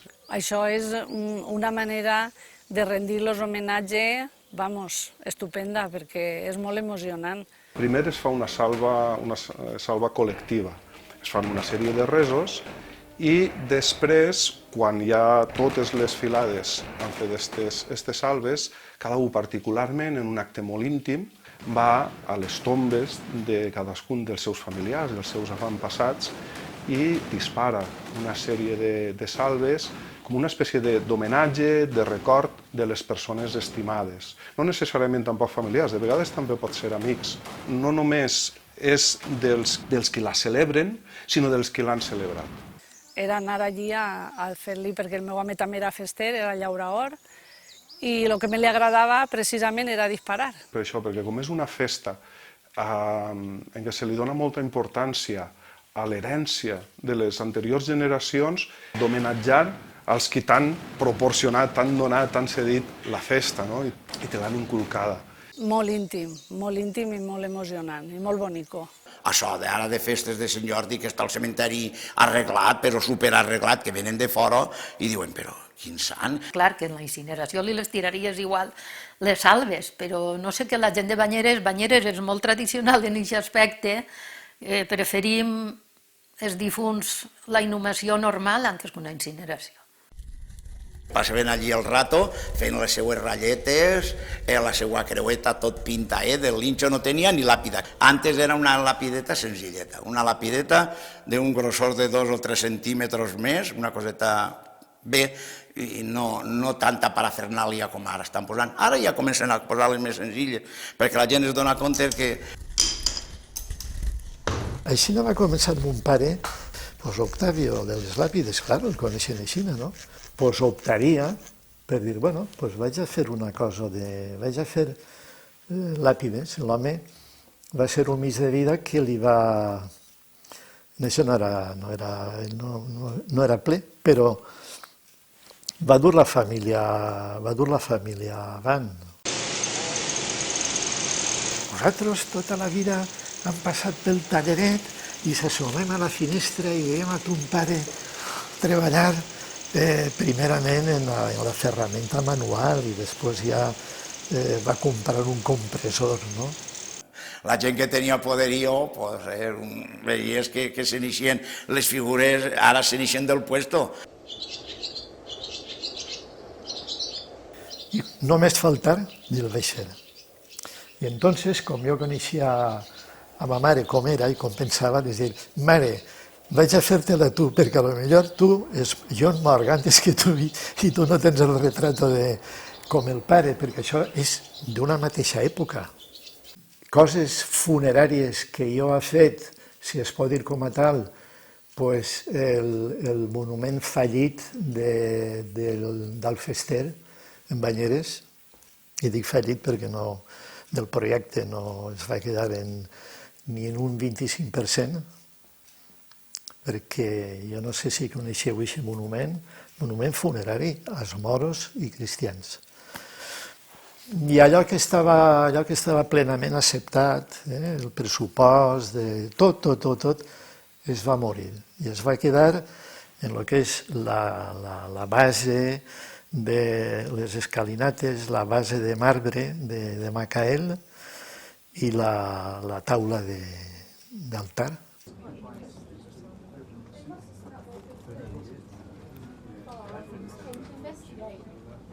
Iba asociado el luto con la pena. Pues antigament es duia molt de luto. Veías a las madres tiñendo la ropa en lebrillos de barro. I persones que se'l posaven i ja no se'l llevaven. El transistor, ni música, ni tocadiscos, ni res, ni novel·les, que entonces feien les novel·les en la tele, en la ràdio, en el transistor, el mamari. No. Es prohibien eixir al carrer a jugar, es prohibien tot. Ni ibas al cine ni podías ir a ningún sitio. Ni al ball, ni a res. Ni pensar-ho, ni cantar, ni res. No. Una senyal de dobles no va la televisió durant un temps. Normal que ens fem companyia una a l'altra. Era així, ¿eh? Es verdad, ni fiestas, ni nada. En teoría, aquí la gente de Banyeres se iban en fiestas de San Jorge. Yo no sé si continúan yéndose o no, però... Tot complet. Portaven mocador, van anar a missa, portaven mantilla negra, i les dones més majors duien un mocador negre d'ací baix. Les dones, en una mantilla per anar a missa, quasi que es tocava els peus, totes de negre, uns tapios de calces, que dius, bueno, però això són persones o què són, fent un respecte i una por. Y dijo, no os preocupeu, que para el entierro yo vos portaré la mantilla. Ay, madre, cuando nos ponemos la mantilla las tres, allí en la habitación, nos dio una risa. Els homes, en el braçalet, així, en l'abrigo o en la jaqueta. Normalment una corbata. A lo millor el dia de l'enterro anava tot de negre, en un traje negre, perquè antes la majoria es casaven en traje negre i aquest traje era per casar-se i per enterrar. Cada persona el dol dura el temps que ja vol que dure. De 3 o 4 anys. Hi ha molts que en duien fins a 5 anys. El que volia cada un, però un any era reglamentari. Però per lo menos l'any. Era luto rigorós pels fills, pels pares, pels nets. Nos poníem lutos por los abuelos también, Molts anys. Pels pares 4 anys. Me decía el tío Jorge, fes el favor de llevarte el vel i sella. Inclús fer-te roba de mig dol. Pues mesclar-lo en blanc i negre i anar-li introduint més blanc i anar llevant negre. I a poc d'anar llevant-se-lo, però es costava molt, anar molt de negre. Jo me'n recordo de ma abuela que tota la vida de negre. Era un luto rigorós, exageradament llarg i pesat. Allò era molt severo, molt. I només que se'ls veia la careta com a les monges, i dius, mare de Déu, senyor. És que tu veies fotografies d'antes i t'eixia més gent enlutar que de l'altra, perquè com tots en duiem... No, era això i era això. No podies dir, jo no ho faig, no. Tenia que ser, sí o sí. Si mor un pare, si mor un germà, un luto ja no s'estiu. Però ni tanto lo de antes ni tant lo de ara. Que vull dir, senyores de 90 anys que dius, antiguament si les abueles, i entonces ves que eren aves de 90 anys d'avui i dius, madre mía. Ara dona gust que no es posi res.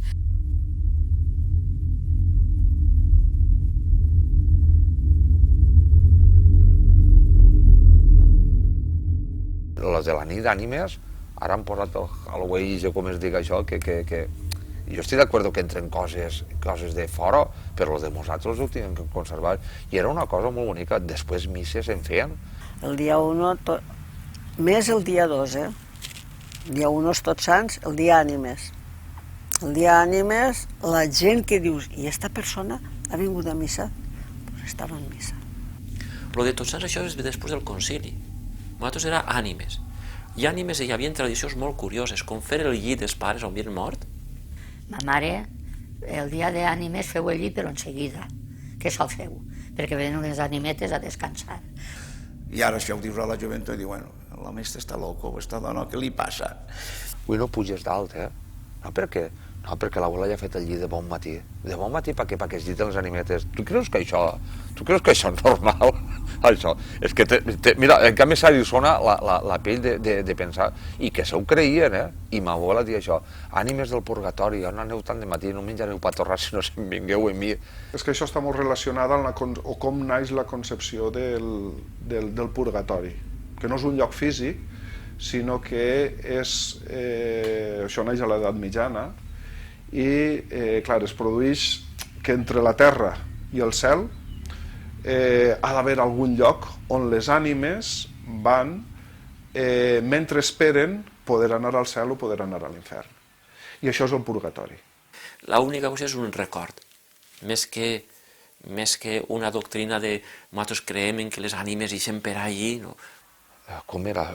Cantàvem aquesta cançó. En el cielo habita la Virgen del Carmen y en el purgatorio no falta un instante.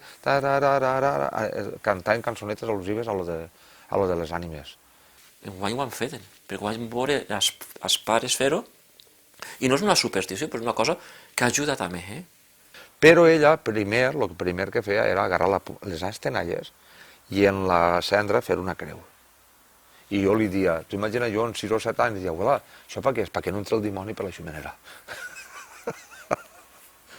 El dia Tots Sants, perquè és molta gent casada, però el dia de les ànimes no. No li tenien més ho miraven més de respecte o més una cosa més rara, que dir, si mos vist per ahir... Però això també té unes arrels molt profundes en moltíssimes cultures ancestrals, en l'antic Egipte, en les cultures clàssiques.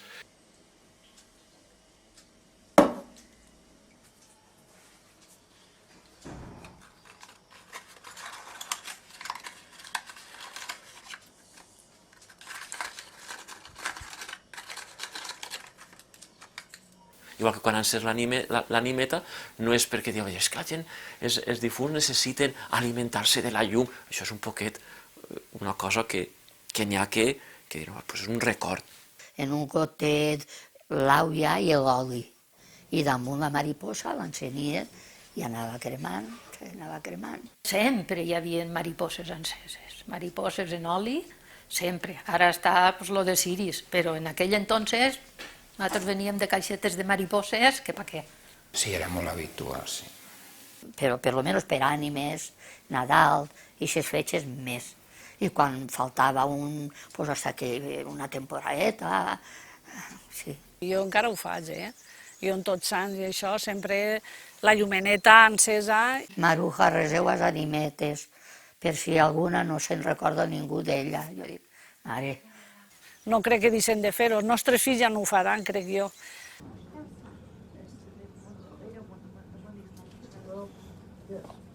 Nicho en vez de lincho. Estrenábamos el abrigo el día de Todos los Santos y allá íbamos al cementerio todas. Tu ara saps com estan els cementaris? Si estan preciosos. Que ho fem 2 vegades a l'any per festes de Sant Jordi i per Tots Sants. Per festes de Sant Jordi no era tant com ara. Jo què sé, ara veig que es puja més, això sí que és de veres. Ma mare dia que no, que quan menys anara millor. Yo aquí voy mucho al cementerio. Pa Tots Sants, no com ara, que pa festes, Tots Sants, al final d'any, el Pol Sant, no. Entonces no era tant. Crec que al cementeri s'anava molt poquet. És dir, això d'avui que van... Al cementeri s'anava un dia a l'any. Des que era ben xicoteta, que jo en una altra tia anava a arreglar-ho. I nada menos que en tenim 11. A netejar el linxo i a que estiguera ben net. Hi ha molt de tràfic, totes les ties i tot, pues fíjate tu. I ja vos dic que entonces econòmicament no es podia i es feia això d'anar a comprar flors, això no es feia pues, de lo que anaven per el camp. Dir, bueno, que no puc anar ni a la missa perquè, ai xicos, aguarda-me-ho pa a última hora perquè és que si fa mal temps o fa calor, si me se pansís i estaves totes les festes liat. Procuraven la gent sembrar flors perquè n'hi hagueren pa Tots Sants. Les flors antes eren tot crisantemets i tot això, i allí collíem les flors i tot eren flors d'octubre, que diem antes que només de l'olor ja no, la gent no la volia.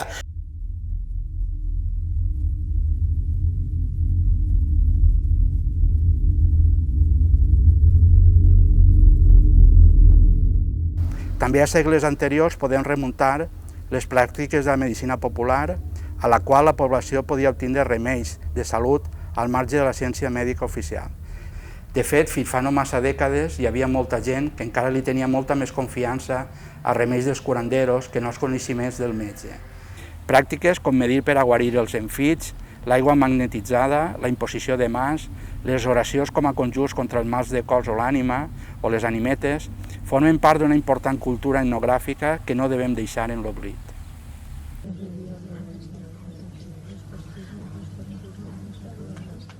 Pepe diu, estic fatal, es veu que m'ha fet mal alguna cosa i tinc un malestar, estava groc com el peu d'un cerdo. Jo dic, vols que el medisca? Diu, què? Pues encontrarte mal, tindre mal d'estómago, mal inquietud. I, claro, diu que quan tu no està mal t'agarres un ferro ardent, no?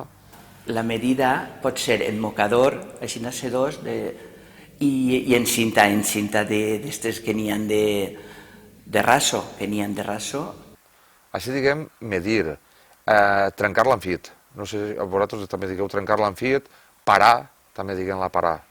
Es poden fer 3 voltes, són 3 voltes la medida, però poden ser 3 dies. Si és divendres, sempre diu que val per 2. I sempre es fan 3 voltes per les claus de Crist, que és el que Bueno, a mi el que em van ensenyar va ser així. Els xicons meus els vaig ensenyar, no sé si se'n recordaran, perquè... La Madonna em va ensenyar a medir, dijous sant o no sé quin dia va ser. Pues em va ensenyar ma mare. Sempre ens media quan teníem la panxeta i això, i mama, vull ensenyar-me ja, quan va ser el dia. Me'l va ensenyar. Dijous i divendres sant. Hasta les 12 del migdia, després ja no pot ser. La tia Juanita diu que no. La tia Juanita diu que 3 jueves en el año que reluce más que el sol. Jueves Santo, Corpus Christi, i esos 3 dijous se pot medir. És una ajuda més a la medicina tradicional.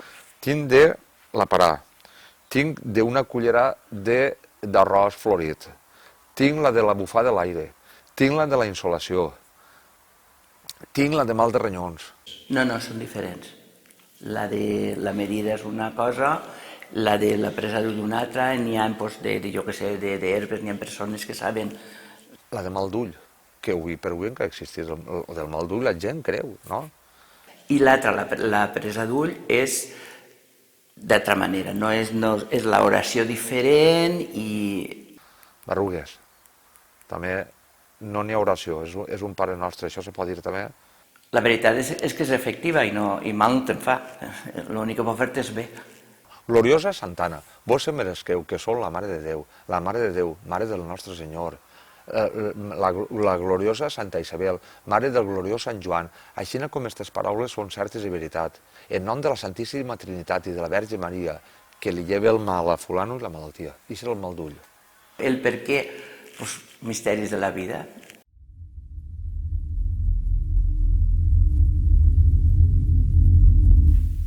Sí, a casa Maria, la curandera anava molta gent. Però el curandera no fa tant anys que s'ha mort. Tindre el cap molt clar. Això és tindre llum.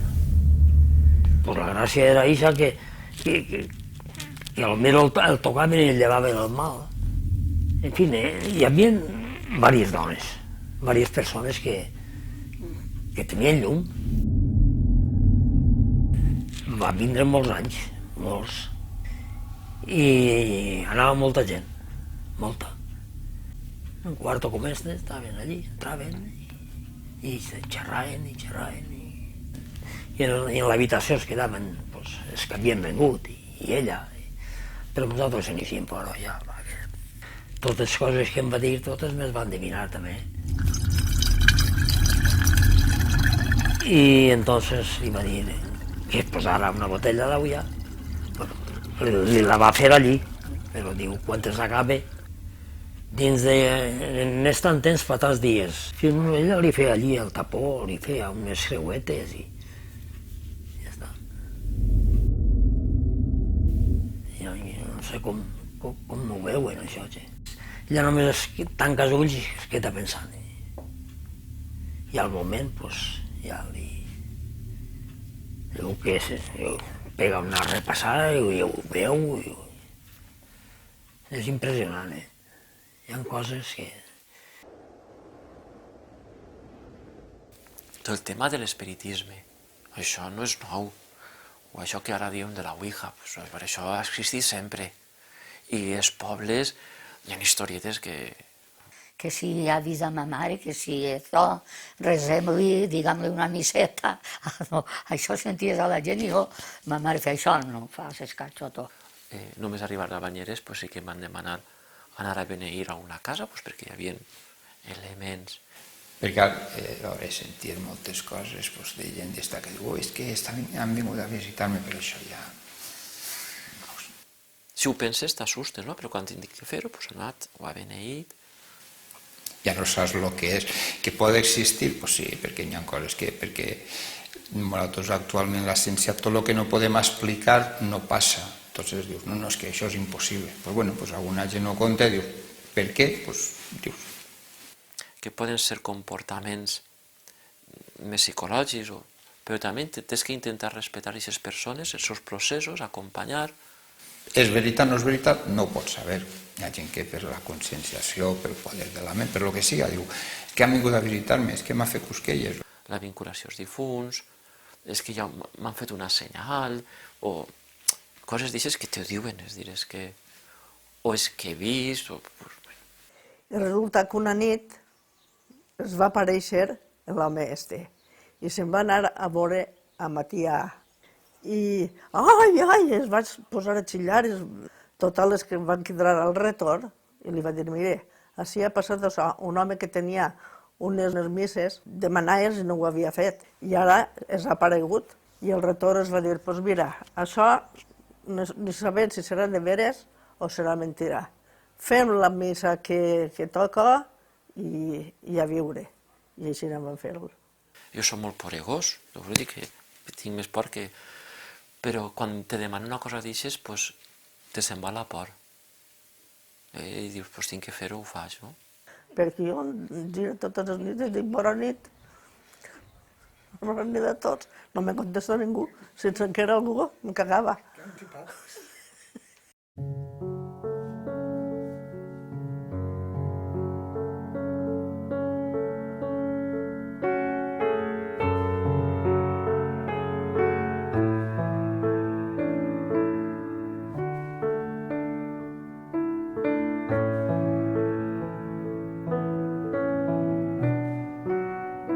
I ens han arribat conductes que són ancestrals, que desconeixem. Per què ho fem? No ho sé. És que hi ha un canvi profund i és la relació que té en la mort i en la quotidianitat. Fa un segle, 2 segles, 3 segles, primer hi havia una alta natalitat. La gent tenia molts fills i de tots els fills que tenia, una gran part morien. Aleshores hi havia una proximitat amb el fenomen de la mort i es vivia d'una manera natural. Antes era més natural la mort, perquè es vivia molt. Tu ara te se mor el difunt, i te se l'emporten i ja està. I ahir has acabat. La gent, jo crec que antes la mort la tenia més clara que avui en dia, perquè era una cosa, Jo he vist velatoris riures de gent major, però contant isetes que feia el difunt i tots vinga a la carcallada. Per això dic jo que sí que s'ha de desnaturalitzar. Jo crec que antes ho tenien molt més clar. El tema de la mort ho tenien molt més clar, perquè és que es vivia a casa.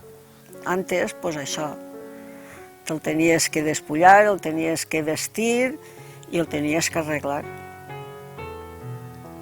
Ara, doncs, te se mor, te se l'emporten i ahir has acabat. N'hi ha un element que desenvolupem ahir en el qual n'hi ha una transcendència. A mesura que avança la medicina i en la mortalitat infantil es redueix moltíssim i, per tant, cada vegada més es deixa de tindre aquesta relació tan directa, tan crua amb la mort. Yo creo que a los niños hay que hablarles que forma parte de la vida. Yo cuando hablo ¿por qué se murió el yayo? Pues porque estaba enfermito y se murió. Y mueren más jóvenes, más niños, mueren mayores, pero ya está. Yo creo que a los niños igual que llevarlos al cementerio. Cada vegada més parlem amb eufemismes sobre la mort. La tractem com d'esquenes, com de lluny. Com que tenim una vida més llarga, crec jo que ens la mirem amb respecte, però amb distància.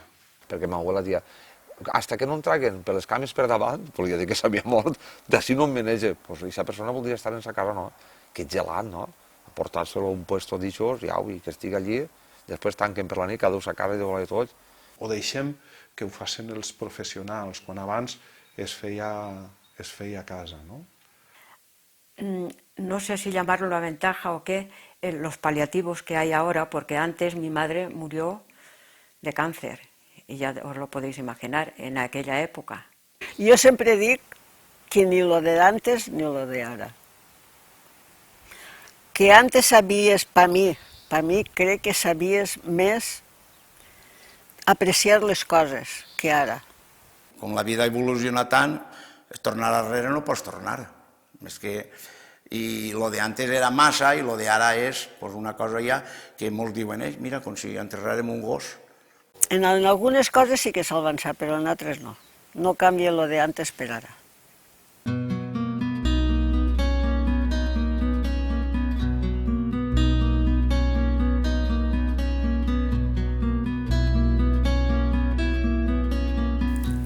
sí que han habido muchos cambios, sí, muchos. El nacer, de hecho, ya la mayoría nacen en el hospital. Y morir, algunos también, casi la mayoría. Ha cambiado la vida, ha dado un vuelco grande. Entonces ara que bonico, se'n van allí i tenen tot fetet i tot, així després tenien que llevar-ho tot, i madre mia, era un conflicte. És un canvi tan gran. És que tindreu en casa era un follón molt gran. Actualmente la gente protesta y no debería de protestar porque están las cosas mucho mejor. Tindre'ls en casa, no tindre la incubadora com els xiquets que naixen xicotets. Un balance muy bueno. Un pueblo muy bueno, muy ordenado. Y la gente también muy generosa. Muy bien. Mare de Déu, pues no ha canviat la vida, però totalment, Bueno, per què?